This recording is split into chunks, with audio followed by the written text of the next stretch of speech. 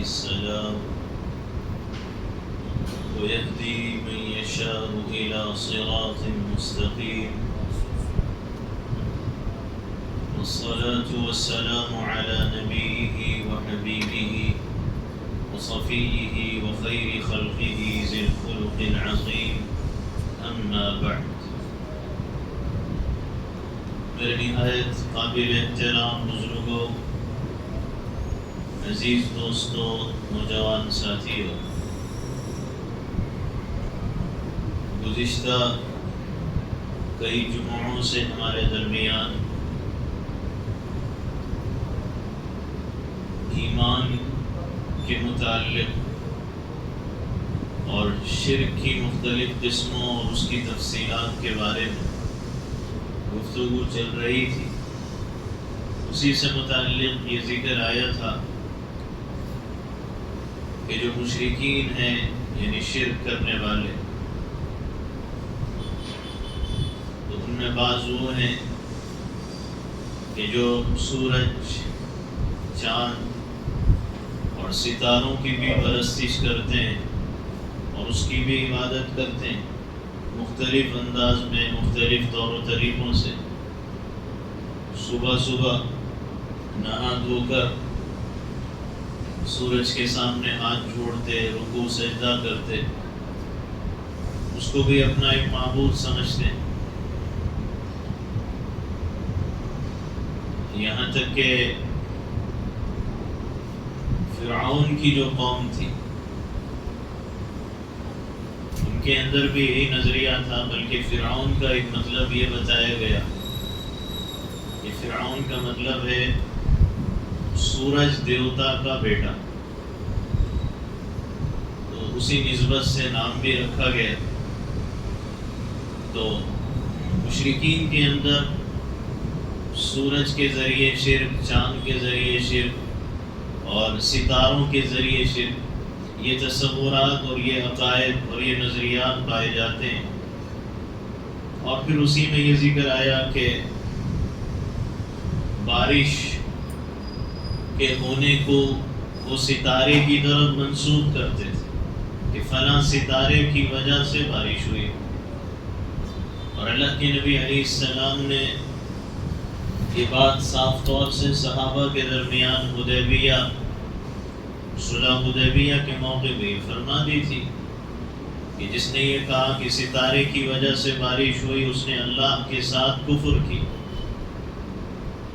جس نے کہا کہ اللہ نے بارش برسائی ہے، تو اس نے ستارے کے ساتھ کفر کیا اور اللہ پہ وہ ایمان لانے والے. تو اسی لیے کائنات کی کوئی بھی مخلوق ہو، کوئی بھی اپنی ذات میں مؤثر نہیں اور وہ اپنا ذاتی اثر اور اختیار نہیں رکھتی. لیکن ستاروں کے بارے میں جیسے یہ ذکر کیا گیا کہ ستارے کی وجہ سے بارش کا تصور تھا عرب کے مشرکین میں اور آج کے دور کے مشرکین میں بھی. اسی طرح اور بھی تصورات، نظریات ہیں. عرب کے مشرکین کسی سے مقابلہ کرنا، ان کے یہاں جنگیں ہوتی تھی یا سفر کرنا ہو، تو ایسے موقع پر وہ ستارے ہی کے ذریعے ساری چیزوں اور سارے کاموں کو انجام دیتے تھے کہ ستارے کے حساب سے سفر ہوگا، ستارے کے حساب سے دشمن سے مقابلہ ہوگا.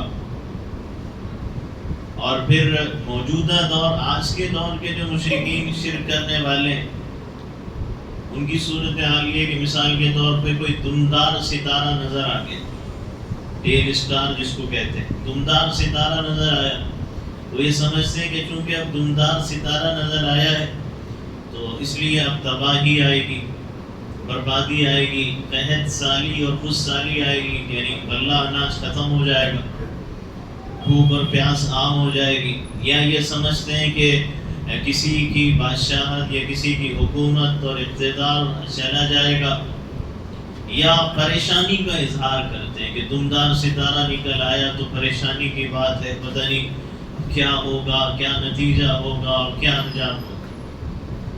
تو یہ صورتحال ان کے یہاں پائی جاتی ہے. یہاں تک کہ اگر ان کو اپنا کوئی کام کرنا ہو، دکان شروع کرنی ہے، کاروبار شروع کرنا ہے، سفر کرنا ہے، تجارت کرنا ہے، تو وہ اپنے مذہبی پیشواؤں کے پاس جاتے ہیں، ان کے جو مذہب کے بڑے رہبر رہنما ان کے پاس جا کے معلوم کرتے ہیں میں کون سے دن اور کون سے تاریخ کو اپنا کاروبار شروع کروں. وہ کہتے ہیں یہ شبھ گھڑی ہے، اس لیے اس دن کاروبار شروع کرو، یا اس وقت سفر کرو.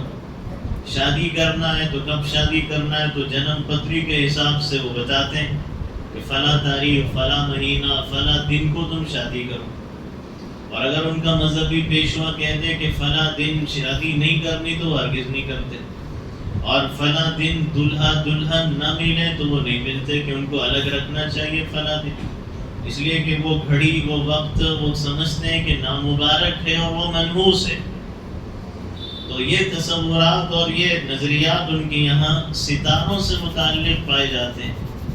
علم نجوم بھی یہی ہے کہ علم نجوم کے ذریعے ستاروں کو سامنے رکھ کر ستاروں کے ذریعے قسمت بتائی جاتی ہے، ستاروں کے ذریعے فال نکالی جاتی ہے، اور ستاروں کے علم کے ذریعے بتایا جاتا ہے کہ یہ سفر کرنا ہے اور یہ کام کرنا ہے، یہ کام نہیں کرنا، اگر تم اس وقت یہ کام کرو گے تو منحوس ہو جائے گا، افلاسی چھا جائے گی.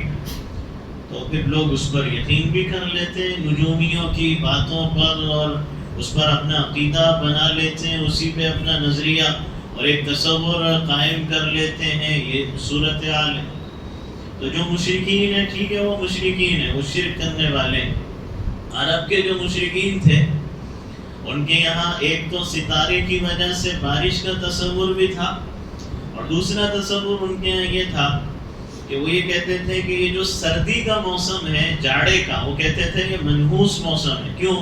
ان کی جو بزنس اور تجارت کا سفر ہوتا تھا وہ رک جاتا تھا. تو کیونکہ تجارتی سرگرمیاں، کاروائیاں ٹھپ ہو جاتی تھی، وہ کہتے تھے سردی کا موسم منحوس ہے. اچھا، گرمی کا موسم وہ کہتے تھے بڑا بابرکت موسم ہے. کیوں؟ اس لیے کہ گرمی کے موسم میں کاروبار آسانی سے ہوتا ہے، سفر آسانی سے ہو جاتا ہے، اور اس لیے کہ گرمی کے موسم میں ایک ستارہ نکلتا ہے، اس کا نام ہے شعرا. تو وہ کہتے تھے کہ چونکہ شعرا گرمی کے موسم میں نکلتا ہے تو اس لیے اس شعرا ستارے کی وجہ سے ہمیں برکت ملتی ہے، اس کی وجہ سے ہمیں نفع اور فائدہ ملتا ہے. تو ستاروں کی گردش کو نفع نقصان کی بنیاد، یہ ستاروں کی گردش کو کامیابی ناکامی کی وجہ سمجھتے تھے. تو حق جل شانہ نے سورۃ النجم کی آیت نمبر 49 نازل کی، اس میں ارشاد فرمایا کہ وَأَنَّهُ هُوَ رَبُّ الشِّعْرَى، کہ یقین جانو، یقینی طور پہ اس بات کو سن لو کہ شعرا ستارے کا رب بھی اللہ ہی ہے. یعنی جس طرح کائنات کی زمین و آسمان، چاند و سورج، ہر مخلوق کا رب، مالک، پروردگار اللہ ہے، تو شعرا ستارے کا مالک و پروردگار بھی اللہ ہے. اور وہ یہ بھی سمجھتے تھے بعض لوگ کہ یہ ستارہ ہمیں کچھ دیتا ہے، تو یہ آیا تو نفع مل گیا، یہ آیا تو فائدہ مل گیا، یہ آیا تو برکت مل گئی. تو اللہ نے بتا دیا کہ میں جس طرح تمہارا مالک و خالق پروردگار، اس ستارے کا مالک پروردگار بھی میں ہی ہوں. اس ستارے کا اپنا ذاتی اختیار نہیں چلتا. افسوس مشرکین پہ نہیں ہے، افسوس غیر ایمان والوں پہ نہیں، افسوس ان ایمان والوں پہ ہے جو کلمہ پڑھنے اور ایمان کا دعویٰ کرنے کے باوجود یہ کہتے ہیں کہ صاحب میرے ستارے اچھے نہیں چل رہے، اس لیے میری قسمت خراب ہے، اس لیے بزنس میں لاس ہو رہا ہے، اس لیے جاب نہیں مل رہا، اس لیے پریشانیاں اور حادثات آ رہے ہیں، اس لیے غربت، تندرستی، معاشی بدحالی اور خستہ حالی چھائی ہوئی ہے. کیونکہ ابھی ستارے ٹھیک نہیں چل رہے. تھوڑے دن کے بعد جب ستارے اچھے ہو جائیں گے تو تمہارا قرضہ ادا کر دو. جب ستارے اچھے ہو جائیں گے تو تم فون کر لینا اور مل لینا. یہ الفاظ خود کانوں سے سنے گئے، اپنی کانوں سے، اور مسلمانوں کی زبانوں سے، اور وہ مسلمان جن کے 60 سال 70 سال گزر گئے، ان کو یہ کہتے ہوئے سنا ہے کہ ستارے اچھے نہیں چل رہے، اس لیے قسمت خراب ہے۔ تو پھر یہ توحید کا دعویٰ کس بنیاد پہ کرتا ہے؟ یہ لا الہ الا اللہ کیسے کہہ رہا ہے؟ یہ ایاک نعبد کہنے کے باوجود بھی اس کی زبان سے جملہ یہ بتا رہا ہے کہ یہ ستاروں کو بھی کرتا دھرتا سمجھتا ہے، ستاروں کو بھی نافع اور ضار سمجھتا ہے، نفع دینے والا نقصان پہنچانے والا، ستاروں کو بھی کامیابی ناکامی دلانے والا سمجھتا ہے کہ ستارے اچھے ہوں گے تو سب ٹھیک ہوگا، ستارے خراب تو سب خراب۔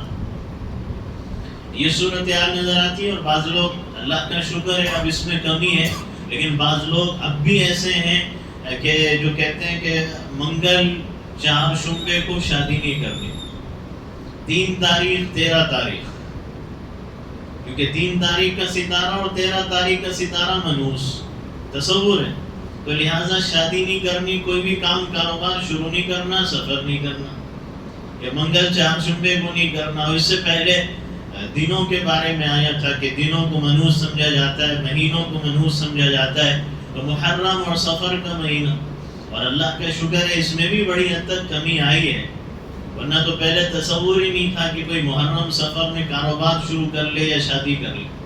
اگر اللہ کا کرم ہے اب یہ ہو رہا ہے، اس میں کمی آ رہی، لیکن ضرورت ہے کہ اس کو بار بار بیان کیا جائے تاکہ لوگوں کے ذہن میں یہ بات بیٹھ جائے کہ یہ شرکیہ تصورات، محرم صفر کا مہینہ بھی کوئی بدشگونی والا یا بدفعلی والا مہینہ نہیں، کرو کاروبار، ہر زمانہ اللہ کا ہے، ہر دن اللہ کا ہے، ہر مہینہ اللہ کا ہے، ہر ہفتہ اللہ کا ہے، ہر تاریخ اللہ کی ہے، اور ہر گھڑی اللہ کی ہے۔ کوئی گھڑی مبارک اور کوئی گھڑی منحوس اس اعتبار سے نہیں کہ ستارے کی وجہ سے یہ ہو رہا ہے، بلکہ اس وجہ سے ہے کہ یہ اللہ تعالیٰ کی مرضی ہے، اس کی مشیت ہے، اس کی چاہت ہے، اس کے حکم سے ہوتا ہے جو کچھ کائنات میں ہوتا ہے۔ تو یہ یقین ہونا چاہیے، اور کامل اور پختہ اور مضبوط یقین ہونا چاہیے کہ ستاروں کی وجہ سے کچھ نہیں ہوتا۔ اور یہ جو الفاظ اور جملے زبان سے نکلتے ہیں، بعض لوگ کہہ دیتے ہیں کیا کریں صاحب زمانہ خراب ہے، زمانہ برا ہے، کیا کریں زمانہ خراب ہے، زمانہ برا ہے۔ وہ لوگ بعض چیزوں کی نسبت زمانے کی طرف کر دیتے ہیں کہ اس کی خرابی کی وجہ سے یہ ہوا، اس کی برائی کی وجہ سے یہ ہوا۔ تو اللہ کے نبی علیہ السلام نے فرمایا کہ حق تعالی شانہ یہ ارشاد فرماتے ہیں کہ یؤذینی ابن آدم، کہ آدم کا بیٹا مجھے تکلیف دیتا ہے۔ اللہ کو تکلیف دینے کا مطلب کیا ہے؟ یعنی اللہ کو ناراض کرتا ہے۔ کیسے؟ کہ یسب الدہر، کہ وہ زمانے کو گالی دیتا ہے، زمانے کو برا کہتا ہے، حالانکہ وہ انا الدہر، حالانکہ زمانہ میں خود ہوں۔ بیدِ الامر اقلب اللیل والنہار، اور میری ہی قبضے قدرت میں کائنات کا ہر کام ہے، اور رات اور دن کے نظام کو پلٹنے والا، بدلنے والا، لانے اور لے جانے والا میں ہوں۔ تو تم کس کو گالی دے رہے ہو، کس کو برا کہہ رہے ہو؟ زمانہ اللہ خود ہے، یعنی مطلب یہ کہ زمانے کے حالات کا بدلنا یہ اللہ کے حکم سے، یہ سب من جانب اللہ ہے۔ اللہ تعالیٰ اگر اللہ نے قرآن کریم میں فرمایا نا کہ قل ارأیتم ان جعل اللہ علیکم اللیل سرمدا الى یوم القیامہ من الہ غیر اللہ یأتیکم بضیاء، کہ اللہ نے فرمایا کہ اگر ہمیشہ کے لیے میں رات کر دوں تو ہے کوئی کائنات میں کسی کی مجال، کسی کی طاقت کہ وہ دن کا اجالا اور دن کی روشنی لا کے دکھا دے؟ اور اسی طرح فرمائے جعل اللہ علیکم النہار سرمدا الی یوم القیامہ، اور اگر اللہ ہمیشہ کے لیے دن کر دے تو من الہ غیر اللہ یأتیکم بلیل، اللہ کے علاوہ کون ہے کائنات میں؟ کوئی سورج، کوئی چاند، کوئی ستارہ؟ کوئی ہاتھوں کا بنایا ہوا معبود کہ جو لے آئے رات کو، کوئی نہیں کر سکتا. تو زمانے کے دن و رات، زمانے کے ستارے اور سیارے، ان کی گردشیں، ان کا آنا اور جانا، یہ سب اللہ کی طرف سے ہے. اسی لیے سیدنا ابراہیم علیہ السلام کے واقعات قرآن کریم میں بیان کیے گئے. اپنی جگہ اس کی تفصیل ہے، اس کا موقع نہیں. خلاصہ یہی ہے کہ حضرت ابراہیم نے اپنی قوم کو یہی سمجھایا. جو سورج کی پرستش کرتے تھے ان کو سمجھایا کہ یہ رب ہو سکتا ہے، یہ میرا رب ہو سکتا ہے، یہ تمہارا رب ہو سکتا ہے. جو نکلنے میں محتاج، جو چھپنے میں محتاج، جو طلوع میں محتاج، جو غروب میں محتاج، جس میں تغیر آئے، جس میں تبدیلی آئے، جس کا اجالا روشنی صبح الگ، دوپہر کو الگ، شام کو مدھم، اور پھر اس کو گہن بھی لگ جائے، وہ بے نور بھی ہو جائے، طلوع ہوتے روشن ہوتے دن دہاڑے اس کی روشنی چھین لی جائے، یہ رب ہو سکتا ہے. اور اسی طرح چاند کے بارے میں بھی سمجھایا. چاند بھی تو چھپ جاتا ہے، چاند کی روشنی بھی تو چلی جاتی، چاند کو بھی تو گہن لگ جاتا ہے، یہ رب ہو سکتا ہے. جس میں تغیر آئے، جس میں تبدیلی آئے، وہ رب ہو سکتا ہے. اور اسی طرح ستاروں کے بارے میں بھی سمجھایا کہ جو چھپ جائے، جو ڈوب جائے، جس میں تغیر تبدیلی آئے، یہ رب نہیں ہو سکتا، یہ معبود نہیں ہو سکتا، یہ عبادت، یہ بندگی، یہ پرستش کے لائق اور قابل نہیں ہو سکتے.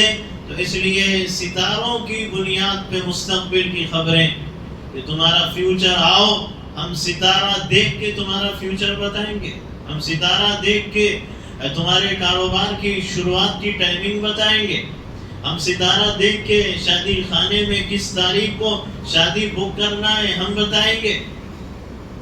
اور پھر اگر ایمان والا، کلمہ پڑھنے والا بھی ایسے لوگوں کے پاس چلا جائے تو کیا فرق باقی رہ گیا مشرکین میں اور مومنین میں؟ غیر ایمان والوں میں اور ایمان والوں میں کیا فرق باقی رہ گیا؟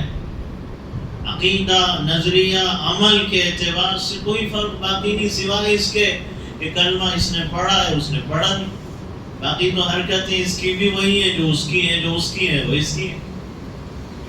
تو اسی لیے ستاروں سے نفع نقصان کا تصور، یہ ستاروں کی بنیاد پہ قسمت کا حال معلوم کرنا، فال نکالنا، یا اس پہ یقین کر لینا، یا اس کی وجہ سے کسی وقت کو منحوس یا مبارک سمجھنا غلط ہے. انسان ہی اپنے عمل سے کسی وقت کو مبارک بناتا ہے اور کسی دن کو منحوس بنا دیتا ہے. جس گھڑی اور جس وقت اور جس دن اور جس مہینے اور جس ہفتے یہ اللہ کی اطاعت اور فرما برداری کرتا ہے، وہ وقت اور وہ گھڑی اس کے حق میں مبارک بن جاتی. اور جس دن، جس وقت، جس گھڑی اور جس ٹائم پہ یہ اللہ کی بغاوت اور نافرمانی کرتا ہے، ستارہ اچھا ہو یا برا، یہ وقت اس کے لیے منحوس بن جاتا ہے. اس کے حق میں نحوست کیا ہے؟ نتیجے اور انجام کے اعتبار سے تباہی، ہلاکت، بربادی، اپنی جہنم کو خرید رہا ہے، اپنے لیے سزا کا انتظام کر رہا ہے. اس اعتبار سے اس کے حق میں کوئی عمل ہو سکتا ہے جو برکت کا ذریعہ بنے یا نحوست کا ذریعہ بنے. کسی مخلوق کے اندر یہ اختیار نہیں اور کسی مخلوق کے اندر اپنا کوئی ذاتی اثر نہیں. تو یہ بات عقیدہ توحید کے متعلق، ایمان کے متعلق بات تھی. انشاءاللہ تعالی آئندہ پھر ہم، کیونکہ ایاک نعبد و ایاک نستعین میں اللہ ہی کی عبادت، اللہ ہی کی عبادت ہی کی نہیں، اور اللہ ہی سے مدد بھی، اللہ بھی سے مدد نہیں، اس کا ذکر تھا. تو اس لیے چونکہ ایک موقع سے شرک کی تفصیلات، شرک کی قسمیں بتا دی گئی کہ شرک نہ تو فی الذات ہو سکتا ہے، نہ شرک فی الصفات ہو سکتا ہے، اور نہ ہی شرک فی الحقوق ہو سکتا ہے، حقوق میں بھی نہیں، اور نہ شرک فی الاختیارات. یہ اختیار اللہ کو بھی ہے، اس کو بھی ہے، یہ بھی نہیں ہو سکتا. یہ ہر قسم کے شرک سے اپنے آپ کو بچانا، باز رکھنا، دور رکھنا ضروری ہے. اسی لیے اس کی تفصیلات کو بیان کیا گیا. اب چونکہ حسب معمول جس طرح ہمارے درمیان سلسلہ چل رہا ہے کہ ایمان اور توحید کی بات کرنے کے بعد اسلام کے متعلق بات چل رہی. ایمان اور اسلام میں فرق ہے. ایمان الگ ہے، اسلام الگ ہے. اس کی وضاحت میں کر چکا ہوں. ایمان دل دماغ کا عقیدہ، فکر، خیال. اسلام ظاہری اعمال جو نظر آتے ہیں، بدن سے انسان کرتا ہے، اعضاء جوارح سے. تو اس اسلام کے اندر بہت سی باتیں جس میں طہارت کی تفصیلات کئی جمعوں سے ہمارے درمیان چلی. طہارت کے آداب، پاکیزگی کے آداب تفصیل سے چلے، اس کو دوبارہ دہرانے کی ضرورت نہیں. اور پھر اس کے بعد جو سلسلہ شروع کیا گیا گزشتہ جمعہ سے، وہ لباس کی حقیقت اور لباس کے آداب کے متعلق ہے کہ لباس کی حقیقت کیا ہے اور کپڑے پہننے کے آداب کیا ہیں. تو یہ معلوم کرنا اور اس کی تفصیلات جاننا بھی انتہائی ضروری، کیونکہ لوگوں کو زندگی گزارنے کے بنیادی طور و طریقوں سے واقفیت نہیں ہے. سلیقہ، طریقہ، ڈھنگ نہیں ہے، ڈسپلن نہیں ہے زندگی. تو لباس کے بارے میں کچھ باتیں عرض کی گئی تھی کہ لباس پاکیزہ ہونا چاہیے، کپڑے صاف ستھرے رہنے چاہیے، کپڑے گندے نہ ہو، میلے کچیلے نہ ہو، پھٹے اور پرانے نہ ہو، سالنوں کے دھبے لگے ہوئے نہ ہو، آئل کے دھبے، گریس کے دھبے لگے ہوئے نہ ہو. اور پھر جب لباس پاک ہوتا ہے، کپڑے پاک ہوتے ہیں، تو یہ جو لباس اور کپڑے یہ انسان اپنے جسم، بدن، باڈی پہ پہن رہا ہے، لیکن اس کے اندر جو روح ہے، چونکہ روح کا مزاج اللہ نے پاکیزہ بنایا، انسان کی روح پاکیزگی کو پسند کرتی ہے. تو اس لیے جب انسان کے کپڑے پاک صاف رہیں گے تو روح بھی پرسکون رہتی ہے، مطمئن رہتی ہے. اور اگر اس کے کپڑے ناپاک گندے ہوں تو اس کی روح بھی اندر سے بے چین، بے قرار ہو جاتی ہے، تڑپتی رہتی ہے کہ تو نے کیا لباس پہن لیا ہے اور کیسے کپڑے تو نے پہنا دیے. تو اس لیے اپنی روح کی بے چینی، بے قراری دور کرنے کے لیے ضروری ہے کہ جسم پہ پہنا جانے والا لباس صاف ستھرا ہو، پاکیزہ ہو. جو مشرکین ہوتے ہیں، شرک کرنے والے، تو ان کی صورتحال یہ ہوتی ہے کہ ان کا جو ظاہر ہے وہ بھی ناپاک گندا ہوتا ہے، اور باطن اندر سے وہ بھی گندا، یعنی دل، دماغ، آنکھ، کان، ہاتھ، پیر گناہوں کی گندگی میں مبتلا ہے، تو اندر سے باطن گندا. اور پھر باہر سے یہ صورتحال ان کی ہوتی ہے کہ چونکہ پیشاب وغیرہ کرتے ہیں تو پھر صورتحال یہ ہے کہ وہ طہارت کا اہتمام نہیں کرتے، تو نتیجے میں وہ اپنے بدن کو کیا بلکہ کپڑوں کو بھی وہ گندگی، وہ چھینٹے، وہ قطرے لگائے پھرتے ہیں. تو ان کا ظاہر اور باطن دونوں اعتبار سے وہ ناپاکی اور گندگی میں مبتلا رہتے. لیکن ایمان والا ظاہر اور باطن دونوں اعتبار سے پاکیزگی کا اہتمام کرنے والا ہوتا ہے.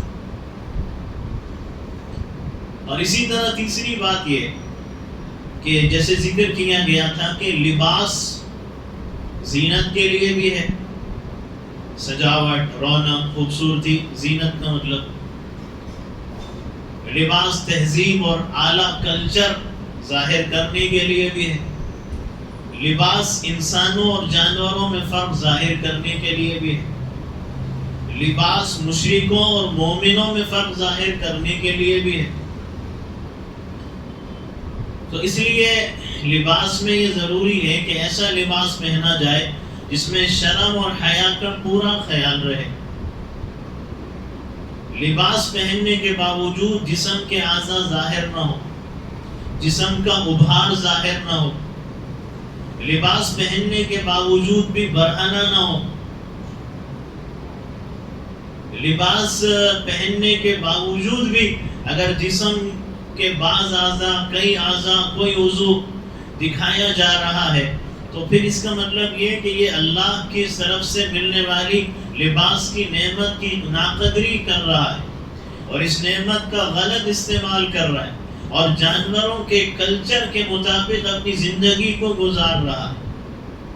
اور شیطان ابلیس یہی چاہتا ہے کہ انسان بے شرم اور بے حیا بن کے پھرتا رہے اور بے شرمی اور بے حیائی کی زندگی گزارے. سیدنا آدم اور سیدتنا حوا سلام اللہ علیہما سے جب جنت میں غلطی ہوئی، شیطان نے بھٹکایا. جب غلطی ہوئی تو نتیجے میں سب سے پہلے ان کے بدن سے لباس کو اتروا دیا گیا. قرآن کریم میں ذکر ہے. تو واقعہ اپنی جگہ تفصیلی، مقصد یہ بتانے کا ہے موضوع عنوان سے متعلق کہ لباس اتروا دیا گیا.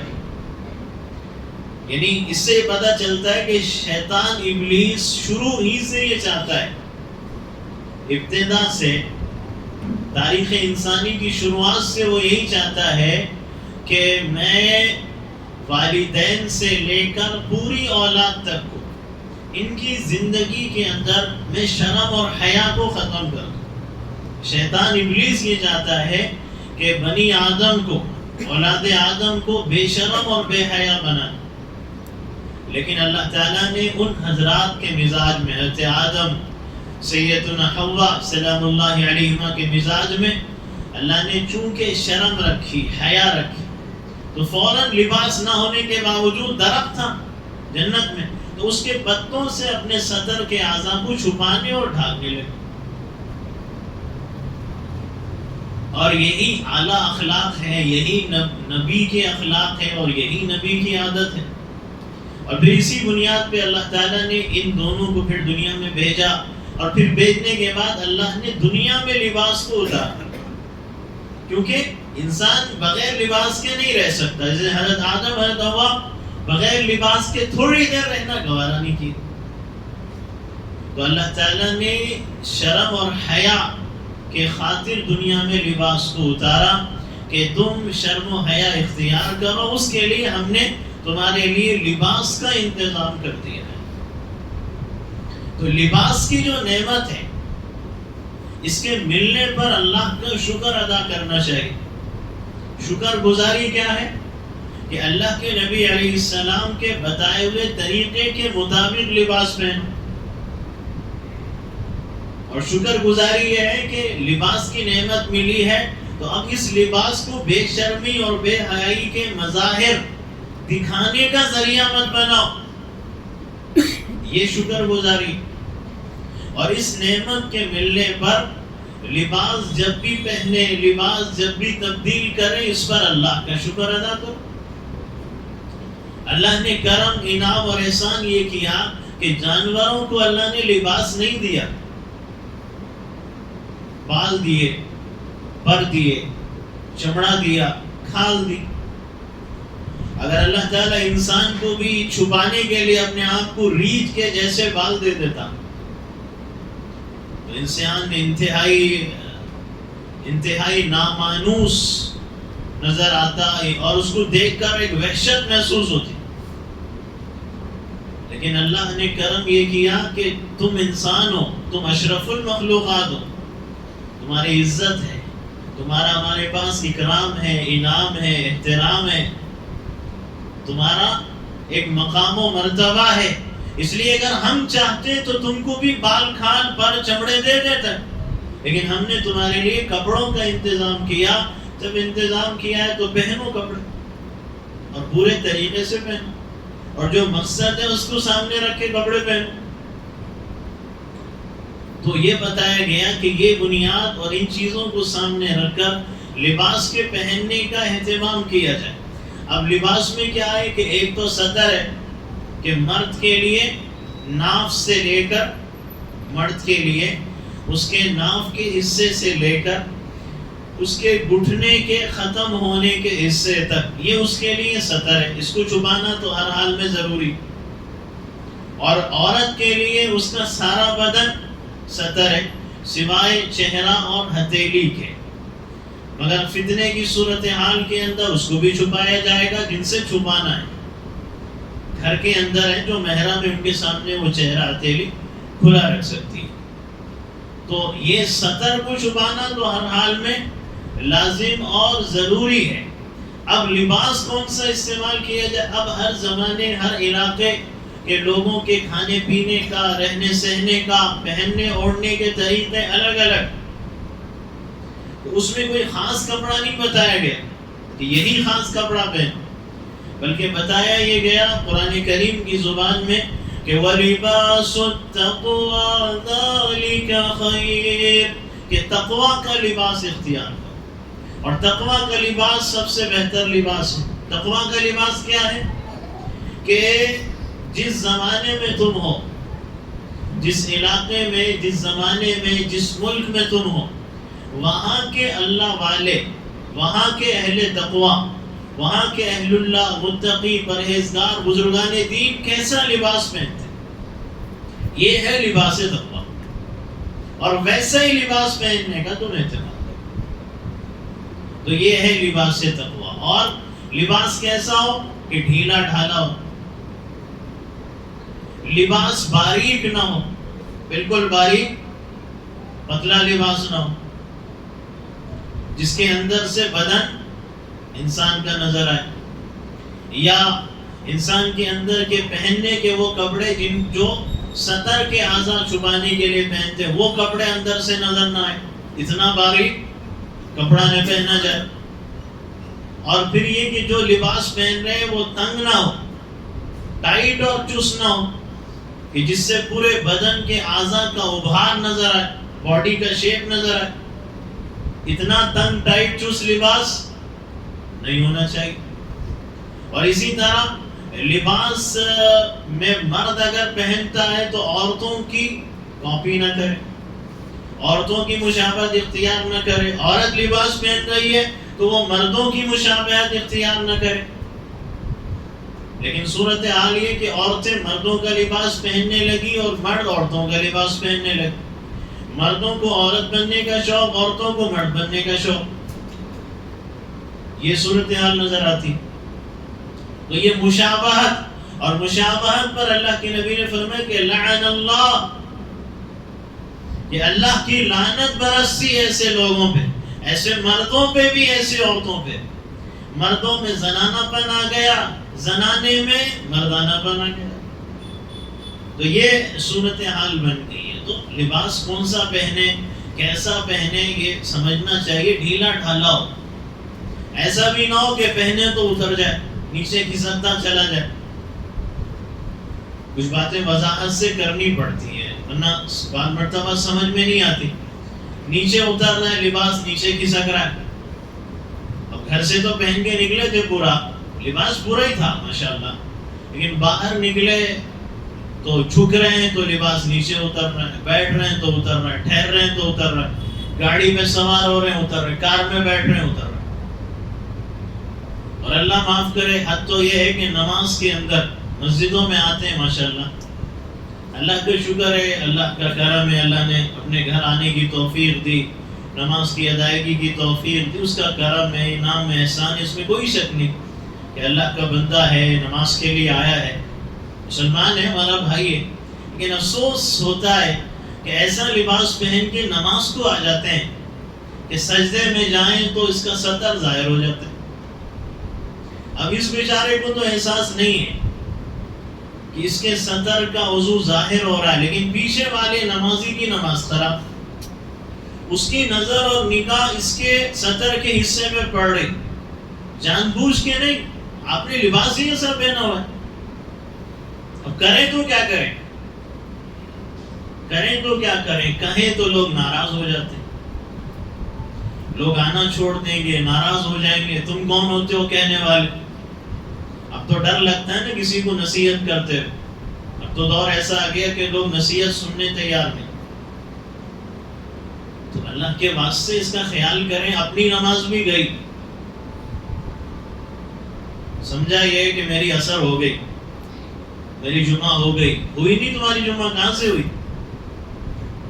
جاؤ جا کے ظہر کی نماز ادا کرو، اب جمعہ تو ختم ہوگی، ہے کہیں اور مسجد میں تو ٹھیک ہے پڑھ لو، لیکن جب تمہارا سطر کا حصہ ظاہر ہو گیا تو نماز نہیں ہوئی۔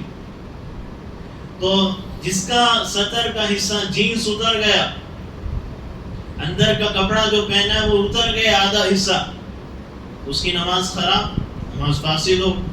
اور جس نے دیکھا ہے اس کی نماز کا تو فساد نہیں، اس کی غلطی کوئی نہیں، لیکن اس کی نماز میں جو خیالات اس کے منتشر ہو رہے ہیں اور اس کی نماز کو بار بار جو نماز اس کی خرابی کی نوبت اس بنیاد پہ آ رہی ہے کہ خیالات منتشر، ذہن منتشر. جب بھی وہ سجدے میں جائے گا بیچارہ سامنے والے کی صف میں ہے اور وہ اس طرح اس کا وضو ظاہر ہو رہا ہے.